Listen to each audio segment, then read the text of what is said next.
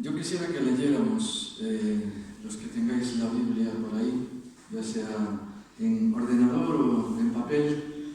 Vamos a leer Isaías 2, del versículo 1 al 5. Y dice así: Lo que vio Isaías, hijo de Amoz, acerca de Judá y de Jerusalén.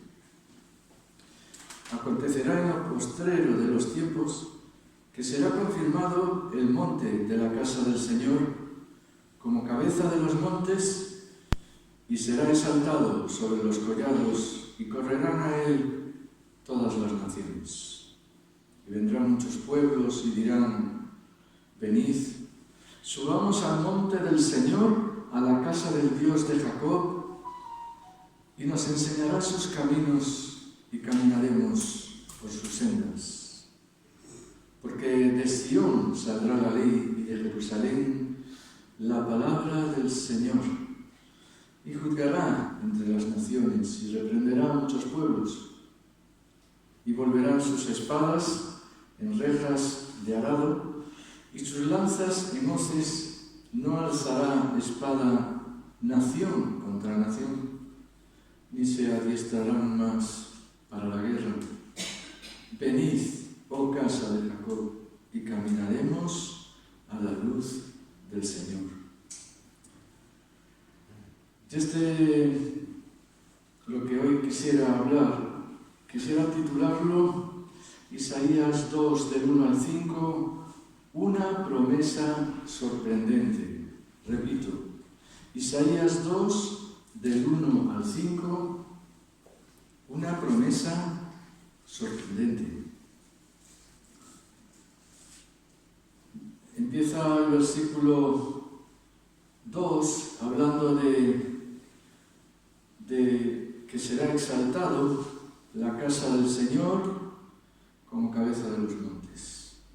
El pueblo de Israel en aquel momento estaba realmente mal, si no Dios no lo reprendería como lo hace. Una profecía rodeada de una serie de capítulos. Dios echa en cara a su pueblo una serie de cosas que le desagradan, y no lo dice precisamente en un tono conciliador, sino por el contrario, lo dice en un tono bien áspero, porque realmente se lo merecían. Cuando estudiáis Isaías y describe él todas las cosas que el pueblo y los gobernantes hacían, realmente era para tirarle, pero bien, de las orejas. De hecho, en el capítulo 1, versículo 4, le dice estas palabras: oh gente pecadora, pueblo cargado de maldad, generación de malignos, hijos depravados, dejaron al Señor, provocaron a ira al Santo de Israel, se volvieron atrás. Para que Dios dijera esto, ya tenía que estar, pero bien harto. Bien harto. Su comportamiento no era de medianamente malo, sino malos. Y su corazón se llenó de maldad. Y quisiera, como dije antes, este pasaje o este mensaje que vamos a dar ahora, titularlo un mensaje sorprendente. ¿Por qué? Porque en medio de toda la barbarie que estaba haciendo el pueblo de Israel, va el Señor y les da esta promesa tan especial. Una promesa, aparte de poética, una promesa llena de buenas intenciones que a cualquiera le subiría el ánimo y le daría esperanza. Pero dice, antes lo ha mencionado Charles Spurgeon, el príncipe de los predicadores del siglo XIX. Yo recurro muchas veces a él no porque tenga preferencia por él, sino porque hay un montón de material, de comentarios, de predicaciones acerca de una infinidad de pasajes que pues resultan de utilidad leerlo, ¿no? Y dice así, con respecto a lo que el versículo 2 dice: acontecerá en lo postero de los tiempos que será confirmado el monte de la casa del Señor como cabeza de los montes y será exaltado sobre los collados. Y dice así: no sé que en todo el ámbito de la poesía haya una idea tan enorme y estupenda como esta. Una montaña que se agita, se expande, se hincha, crece, hasta que todas las colinas altas quedan absorbidas y lo que no era más que un pequeño terreno en ascenso antes se convierte en una colina cuya cima enseña hasta el séptimo cielo. Ahora tenemos una imagen de lo que será la Iglesia. Y esto es un punto que yo quiero destacar.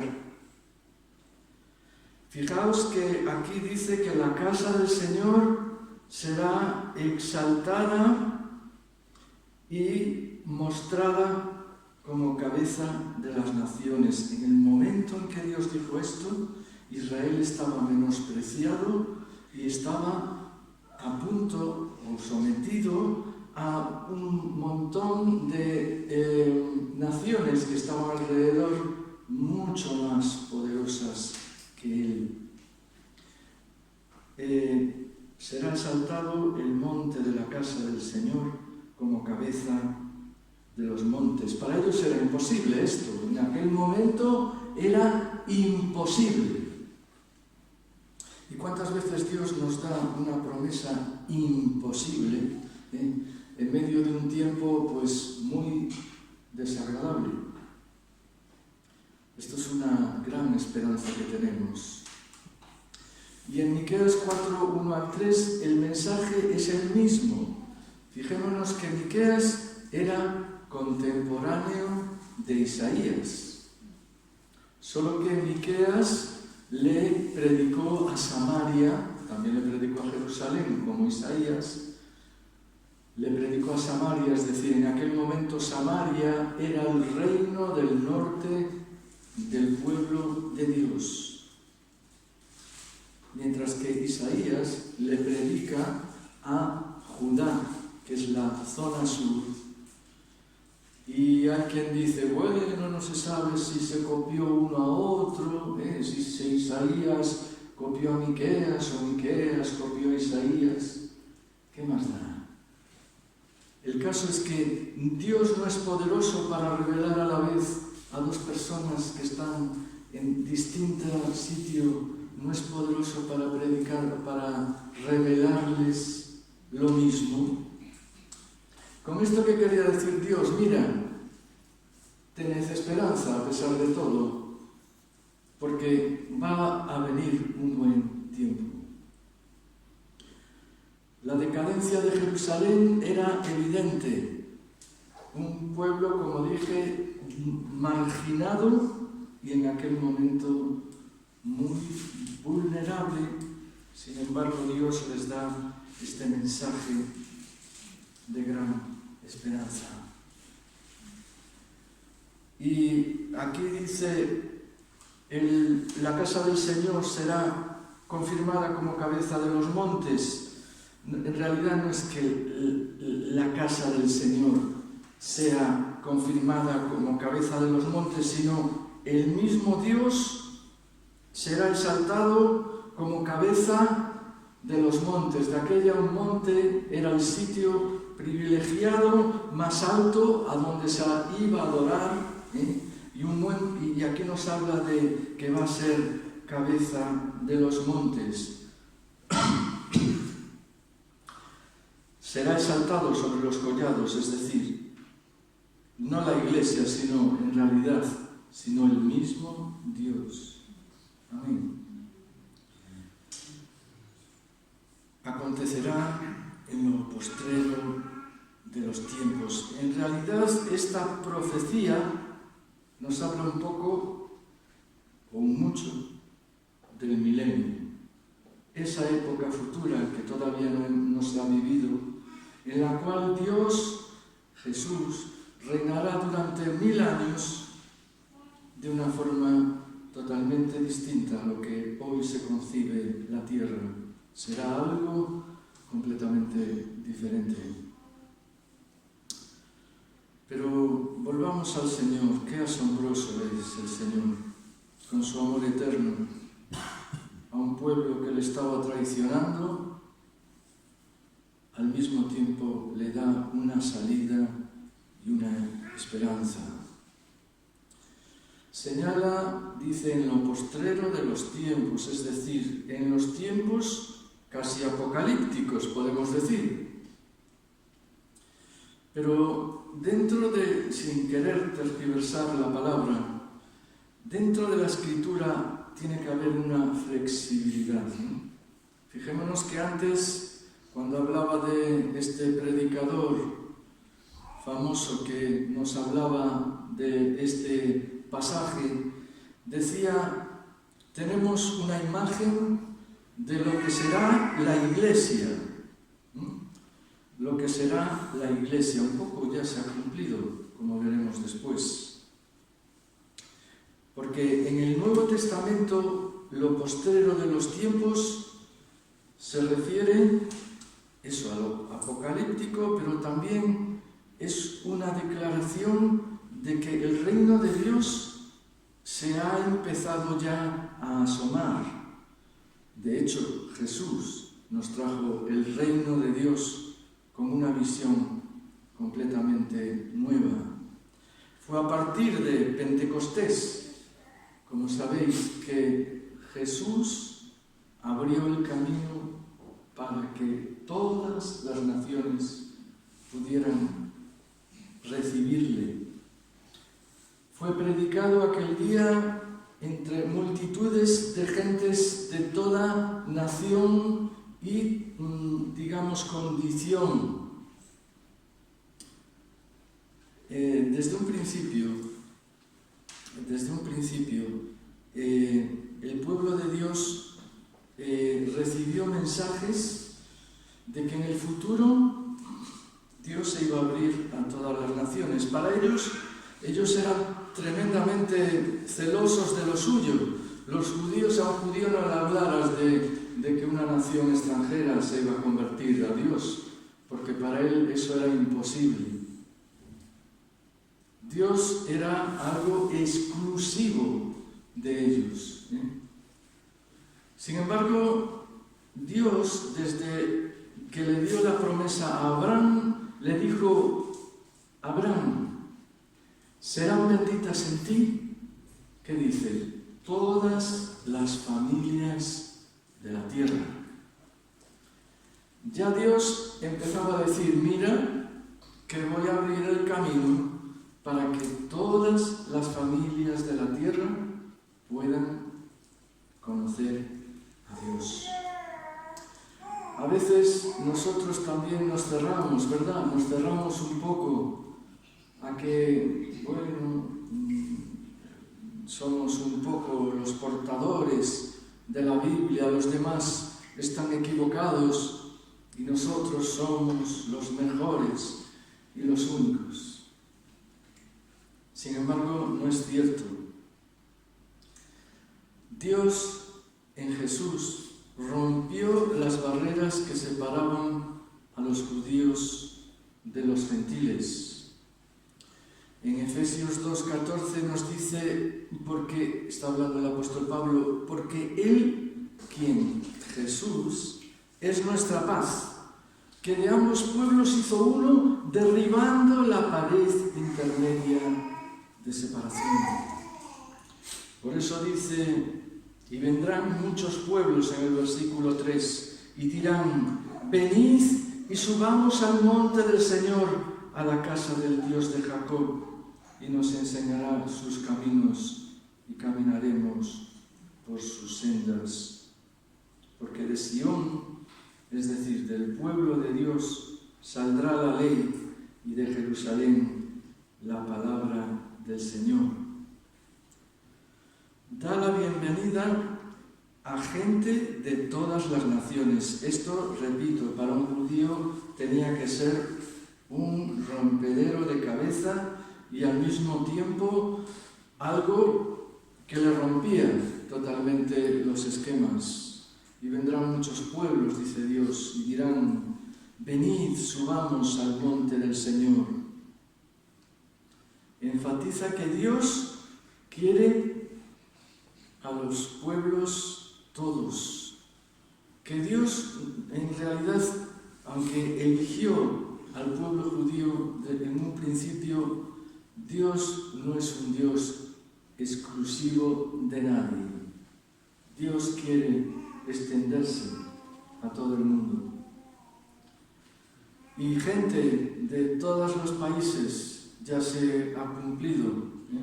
El otro día, pues Newton, nuestro hermano, hablaba de cómo actualmente el Evangelio se está extendiendo a un montón de naciones. ¿Por qué? Porque se está cumpliendo esto que aquí dice. Vendrán muchos pueblos y dirán: venid, subamos al monte del Señor. No es que en realidad suban al monte físico del Señor, sino que vendrán a la presencia de Dios. Amén. Y nos enseñará sus caminos. Y caminaremos por sus sendas. Aquí da impresión de que no lo dicen con tristeza, sino que lo dicen como buscando, como teniendo sed de Dios. Y nosotros, hermano y hermana, tenemos que tener sed de Dios.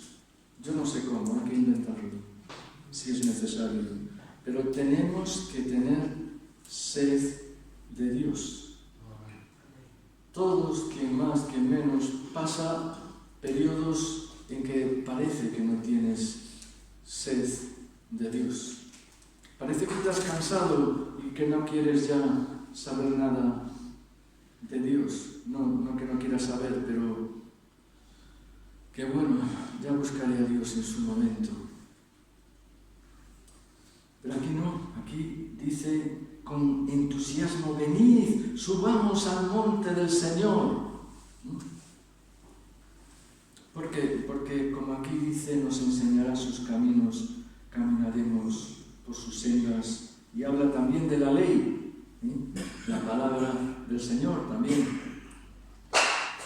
Pues uno de los principales cometidos de la sinagoga judía, y en aquel momento le estaba hablando al pueblo judío, en el monte del Señor, que es donde estaba el templo, en el monte del Señor, que por cierto, aquí lo dice en una forma figurada, porque el monte del Señor no estaba más alto que los demás. Había zonas alrededor de Jerusalén mucho más altas que donde estaba el templo. Nos está hablando de un sitio alto, mirando hacia el cielo, ¿verdad? Mirando hacia Dios.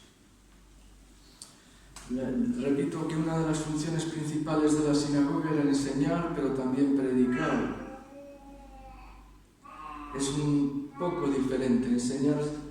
Cuando tú enseñas, estás informando de algo.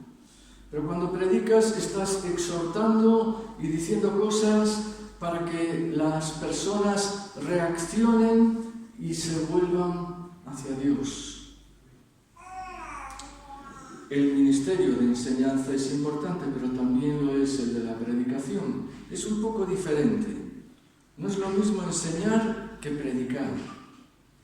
Puede ir mezclado todo, pero enseñar significa instruir, dar información, mientras que predicar es, como dije antes, cambiar, hablar para cambiar vidas. Y decimos que la sinagoga, el cometido era ese, y ministerio de la Iglesia precisamente es el mismo. Por un lado es enseñar, queremos hacer estudios bíblicos, los estamos haciendo. Por otro lado es predicar, que yo no sé tú, pero yo procuro, como dije el otro día, en medio de la predicación encontrar la voz de Dios. A lo mejor Dios te está hablando y tú no te enteras. A lo mejor piensas que el predicador que no te cae bien está hablando y resulta que Dios te está diciendo cosas y tú no las pillas. Por eso tenemos que tener nuestros oídos atentos, nuestra mirada pendiente de Dios, para ver qué nos puede decir Él. Caminar en las sendas de Dios, por otro lado, significa tomar una decisión. Hoy en día todo es muy flojito, ¿eh? Bueno, yo no me comprometo, no hago nada. Estamos en una cultura que Dios es algo secundario. Dios es algo para el tiempo libre. No concebimos a Dios como algo diario. No concebimos a Dios como una vivencia, sino como algo que está ahí, que tengo que ir. Incluso algunos van a la iglesia pues por cumplir, no digo aquí, pero muchas personas, ¿cuántas van a la iglesia por cumplir? A ver si Dios así está contento conmigo.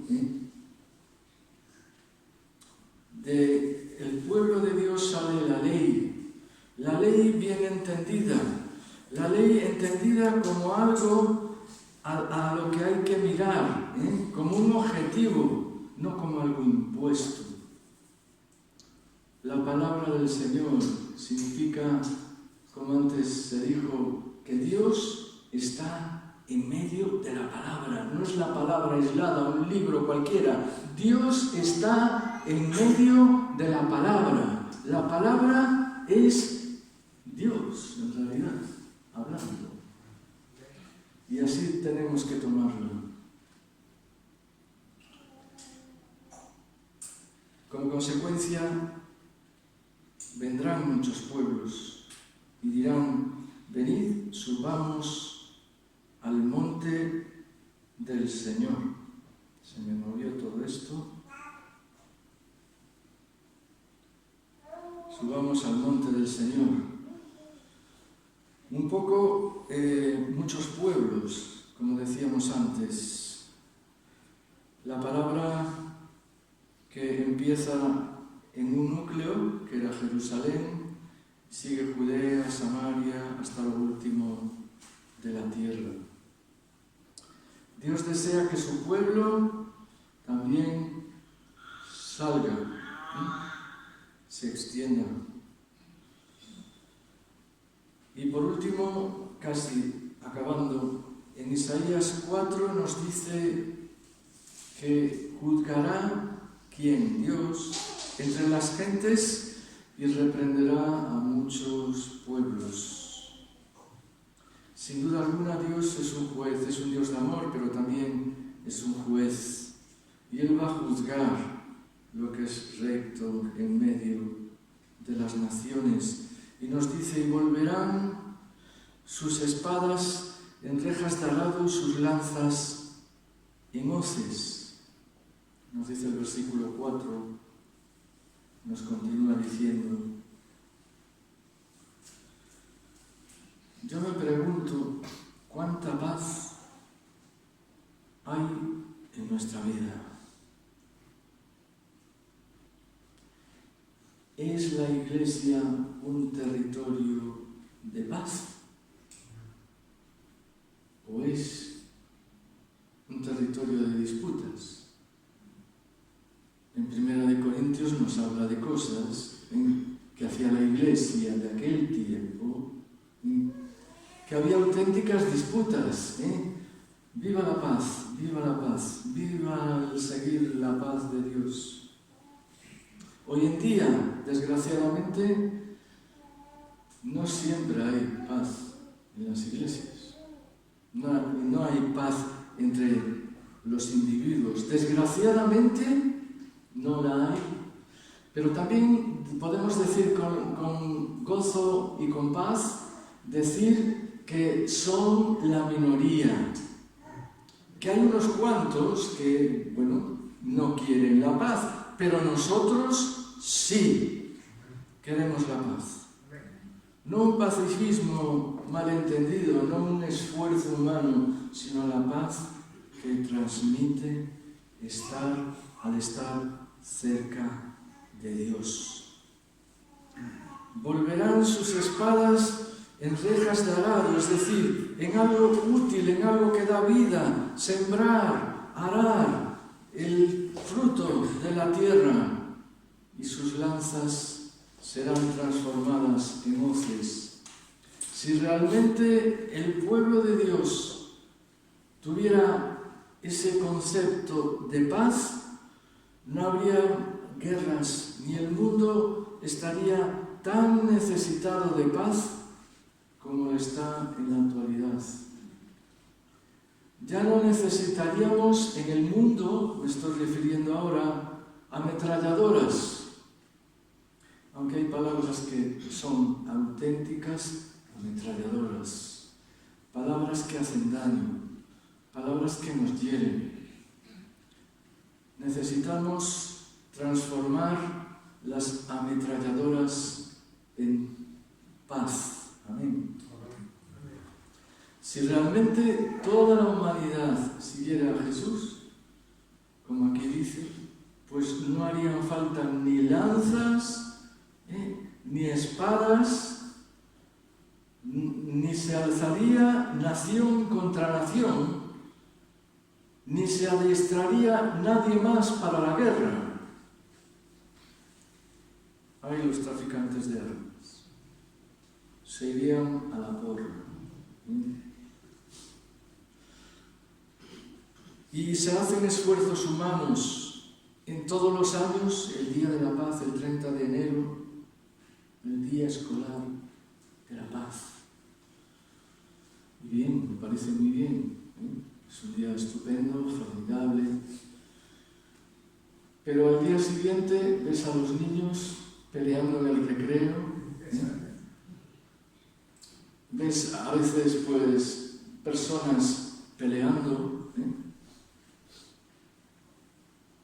¿Por qué? Porque la paz que da Dios no se puede forzar. Por más que el ser humano quiera conseguir la paz, no la va a conseguir nunca fuera de Dios. Es Dios el que nos da la paz. Por eso tenemos que buscar la paz, y se ponen héroes de la paz. Mahatma Gandhi, Malala y unos cuantos más.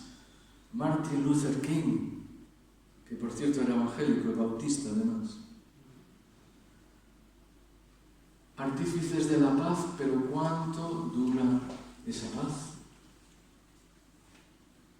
Bien, es cierto, por ejemplo, que Martin Luther King consiguió que los derechos de la gente afroamericana en Estados Unidos fueran reconocida. Es una labor, yo creo que meritoria también, y creo que Dios lo usó para eso.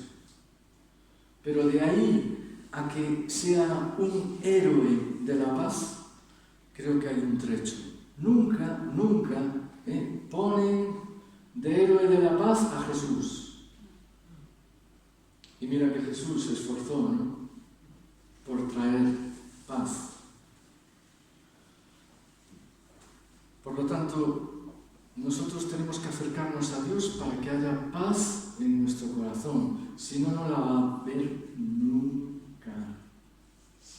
Aunque la tentativa sea buena, siempre acabará tarde o temprano fracasando. Y el versículo 5 y acabo dice: venid, oh casa del Señor, de Jacob, del pueblo de Dios, venid, oh casa del pueblo de Dios, y caminaremos a la luz del Señor.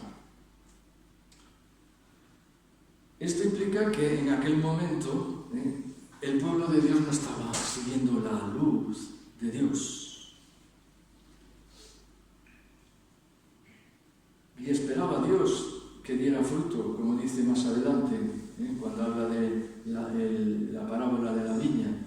Esperé que diera fruto y dio uvas silvestres. Dios está esperando de ti y de mí que demos fruto.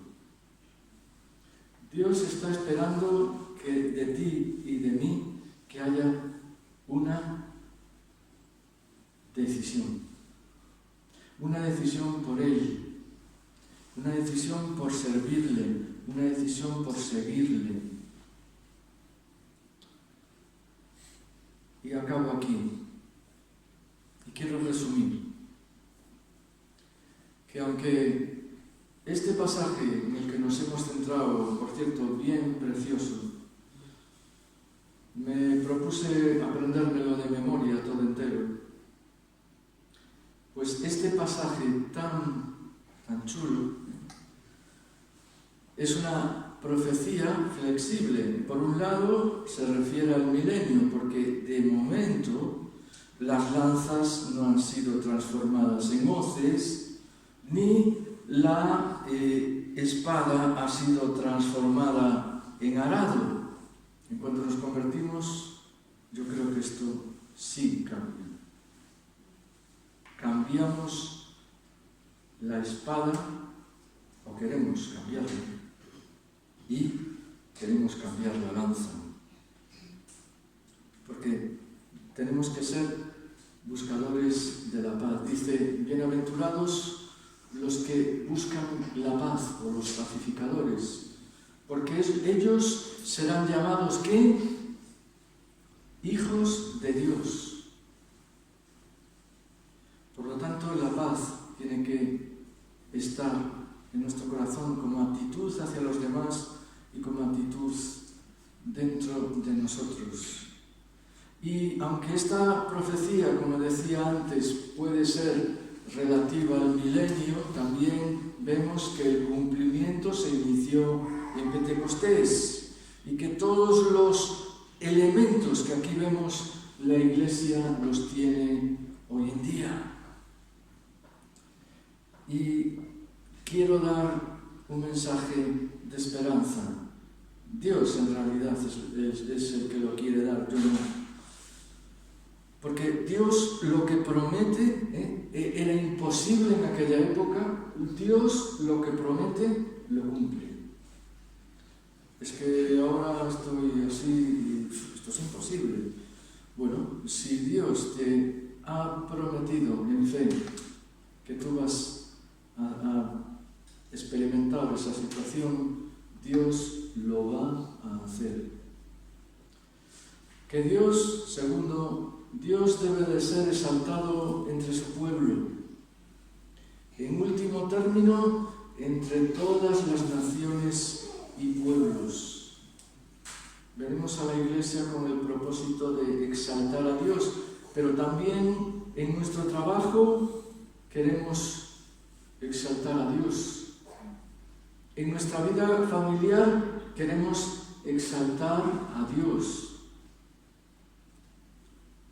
Dios debe de ser exaltado entre su pueblo y que gentes de todos los pueblos y lugares están corriendo hacia Dios. Bien es verdad que hoy en día la persecución está apretando. Si veis en la lista de países perseguidos, hay una web que se llama Puertas Abiertas. Allí os pone la lista y los detalles de cada país perseguido y es para poner los pelos de punta. La cantidad de cristianos que hay perseguidos y que tenemos que orar por ellos. Gentes de todos los pueblos y lugares están corriendo hacia Dios. Pero que también nosotros vayamos hacia Dios, porque Él nos enseñará sus caminos.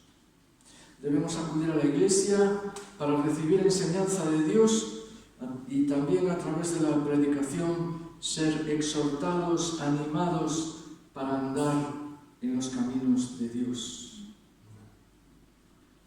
Que si seguimos las enseñanzas de Dios, debería haber paz. Que si hay guerra en el mundo, siempre la va a haber. Hasta, como aquí dice, el cumplimiento en el milenio de que no va a haber guerras. Pero en el tiempo actual tenemos guerras. Pidamos por las guerras, ¿no? Por las guerras concretas que conocemos.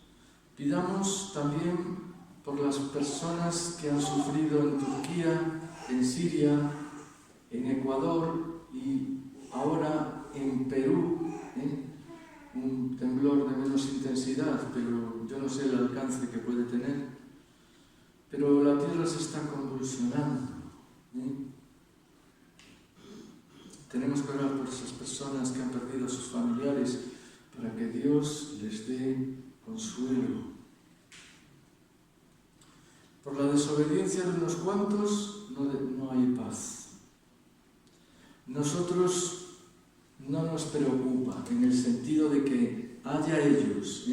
Nosotros queremos encontrar la paz con los demás y con nosotros, y con Dios sobre todo. Y que debemos, por último, tener esperanza en que las promesas de Dios siempre se cumplen, tarde o temprano. Amén. Yo os exhorto a que busquemos promesas de Dios en la Biblia que nos puedan tocar. Es asombroso. Hubo promesas que se cumplieron después de muchísimo tiempo. Y no me creía, en el fondo, sí lo creía, tenía esperanza, pero llegó un momento en que dije, no va a haber salida. Y Dios la cumplió. Por lo tanto, pues es algo que se vive, ¿no? Y es algo que queremos vivir. Queremos vivir a Dios. Queremos vivir en Dios. Y queremos